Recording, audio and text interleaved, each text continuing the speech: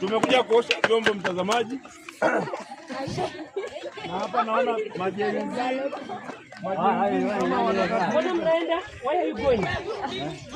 Majenzi wanakwepa kuosha vyombo. Kuja hapa. Melissa, na expect mkuu mmemaliza mkuje tufanye haraka.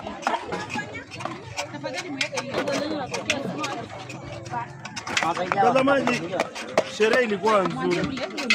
Ndio maana vyombo viko hivi. Hivi vyombo vyote. Hakuna cha mabrother wala masista. Hivi ni mtoto. Sorry. Hakuna. Wote kuosha vyombo. Jamani wapendwa, hamjambo lakini. Mnasikia aje? Mnasikia hasira na hii kazi? Si mnasikia tu furaha kufanya. Mungu awabariki sana. Mungu awabariki. Amina.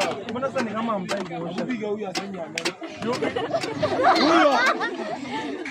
Jamani Mungu awabariki. Amen. Mbona kama imeingizwa hasira? Si sasa. Acha uendelee. Mnasikia? Ndio kazi iko hii.